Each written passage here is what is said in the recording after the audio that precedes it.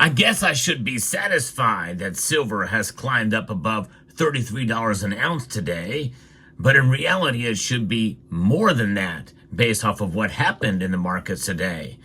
I'll talk about what's going on with silver and why it hasn't moved like it should in this video as we explore.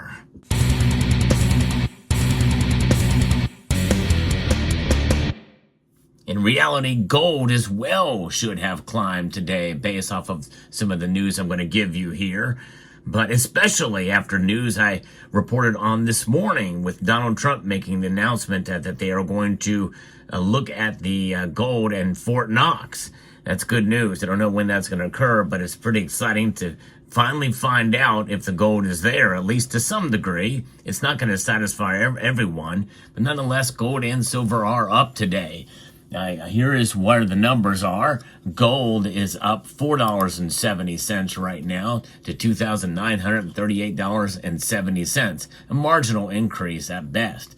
Silver, though, got up almost, it did climb well over 1% earlier in the day. It got as high as $33.40. Right now, it is sitting just above $33, $33.02. Platinum and palladium are also both up. You know, in days like this, you don't see it as a dip, but it's practically a dip considering what's been going on here recently, why I think it should be much higher.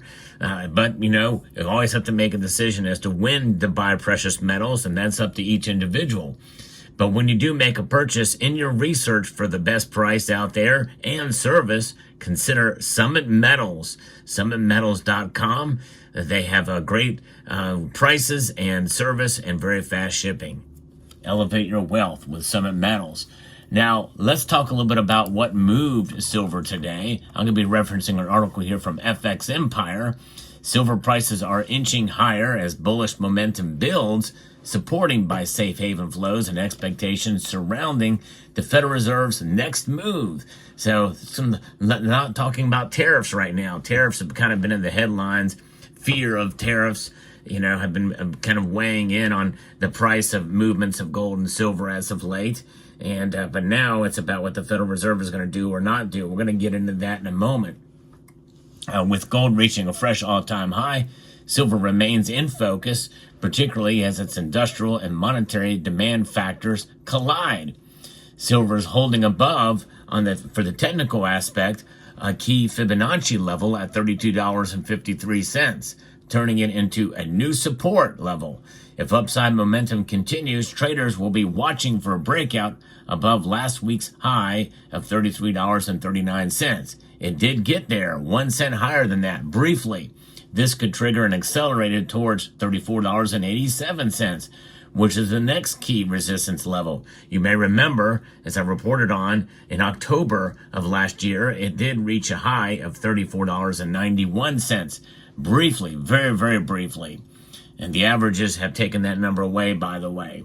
On the downside, any move below $32.53 would signal weakness and open the door for a retest of $31.81, which is a key 50% retracement level.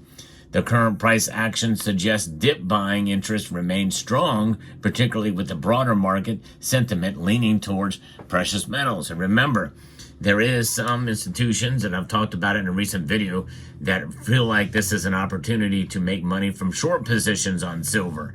So keep that in mind, folks, as we navigate the markets ahead. But it should have been higher today. Why? Well, because the dollar was hit pretty hard today. It is up over three quarters of a percentage point drop to 106.34. That's a pretty big move in one day. And to me, that would be very, very bullish for gold and silver's price, but it just goes to show you that there are other things that are going on that push the dollar index in the background in terms of importance for price discovery in the markets, at least today. You know, I like to look at the dollar index and consider it, but there are other factors that can move the markets. So apparently today's price movements, if it played any role, it was a very minor one in the upwards movement for silver's price. Now, we know that gold is really the big driver for silver as well, too. And I think to some extent, even though silver outperformed gold today, that is something that has kind of reinforced it. A rising tide lifts all ships. Well, I'll tell you what, with the two ships, gold and silver, silver is riding on the coattails and rising along with gold. Gold surge to this record high has reinforced silver's bullish sentiment. Safe haven demand is driving both metals, particularly after U.S. President Donald Trump's tariff threats rattled the markets. And that rattling does continue. At least excuse is out there for what's happening with silver. The proposed 25% tariffs on auto imports, semiconductors, and pharmaceuticals have raised fears of economic disruptions, prompting investors to seek protection in hard assets. Historically, gold and silver have moved in tandem during periods of heightened uncertainty. If gold maintains its momentum and challenges the $3,000 mark, silver could continue to rise in its wake. And I think we're going to see $3,000 gold. It's just a matter of time now. I feel very strongly about it at this point in time. Remember, it wasn't that long ago where I didn't feel that way. In fact, my prediction by the end of the year was $2,900. Well, we're well past that. We've comfortably passed that for quite a while now. Now I think $3,000 is just right around the corner. Gold's high today was at $2,955.80. And that was the high ever, the nominal high there. So there it is. Now, what about the Fed? What about what they're going to do? The Federal Reserve's meeting minutes, which are due and probably have already been released, are a key focus for traders. And I think that is one of the reasons why silver and gold have not climbed up much more. Because more likely they say they're going to leave rates right where they're at. In fact, the CME Fed Watch tool says just that. For this next meeting on the 19th of March, 97.5% of participants in this have said that the probability is just that. It's very high that they're going to leave rates right where they're at, between 425 and 450 in the basis points, 425 to 450 in the basis points, the Fed there. So that is likely the meeting minutes assess that and pretty much are backing that up. So the participants are feeling, you know what, and then we're going to leave rates where that, which has really kind of squashed, at least to some degree, silver's price movement and gold's as well to the upside, even though the dollar index has fallen. It's interesting because you would think that would actually bolster the dollar and it would be rising because of it. But it looks like the Federal Reserve is between a rock and another rock. And, those rocks can be bumpy and yucky. A hard place can be smooth, at least.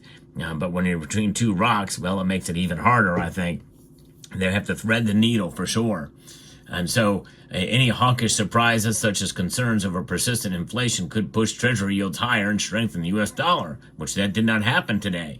Conversely, if the Fed acknowledges economic slowing, silver could benefit. A prolonged rate pause or hints at future cuts would likely support precious metals as lower rates reduce the opportunity cost of holding non-yielding assets. Silver remains in a bullish structure overall, with $32.53 acting at that pivotal support level. We'll try to remember that, about $32.50. That number has come in the past. We've talked about it. If buying pressures continue, a move towards $33.39, which we were 1 cent above today, and possibly $34.87 remains in play. But traders could be cautious of near-term volatility driven by Fed minutes and broader economic data. Remember, the tariffs playing a role here, and many, and at least one organization feels that there's not going to be any tariffs on silver. And that could cause the price to fall even dramatically, which is why they are increasing their bet on that with short positions. They're betting on it with the short positions. But nonetheless, I don't know what your feelings are about that, but many people feel that's manipulation. And, one organization doing it is not manipulation, but if others do it, suppression, they come in cohesively on it with the full intent to keep it low for one reason or another, well, that very well could be the case. But nonetheless, very interesting indeed. Now, if inflation fears persist, we'll see how that plays out. For now, silver bulls have the upper hand. But market reaction to the Fed will be the key in determining the next move. And I think once this news settles in, especially when a date is set to actually review, and if they live stream it, I think there's going to be more attention to gold. The price will rise above $3,000, and silver will follow suit. We could see silver hit $34. We'll see. Nonetheless, that's your market report for today. An amazing thing to witness, gold and silver prices, especially gold. Silver, a long ways to go to reach its all-time high. And nominal dollars, much less, adjusted for inflation. But nonetheless, we hold on, we are persistent, and we have to remember, it's really, in the end, personal for you as to what silver does. For you, really, honestly, it does not matter what silver has done historically. If you bought all of your silver in 2011, when it was trading about $49 plus an ounce, well, you're still in the red on silver. You are in the red big time. You're losing out big time if you bought at that price level, especially if you bought it all then. There's a member of this community, well, not a member of this community, but a viewer who contacted me about that and said that he did just that and lost so much money from it. That's not how you buy. You buy on a consistent basis, and you utilize a dollar cost averaging principle. Buy based off of your budget. Look for dips when you can, but essentially if you buy through the course of time, as it allows on a regular schedule, you will come out even. You're not going to come out ahead. It's not about coming out ahead with silver. It's about breaking even. When measured against inflation, that's what it's all about. And you have to really understand those principles and be strategic about it when you're buying physical silver in your hand because of the premiums. But that's really what it's about. Silver stacking is about stacking up your metals as a wealth preservation device against economic insanity. So there you have it. Let me know what your thoughts are down in the comment section below. Hope you found this video informative, insightful, and educational. We'd like to extend a multitude of gratitude to each and every one of you for taking the time to watch, and to encourage you to please rate, share, comment, and subscribe.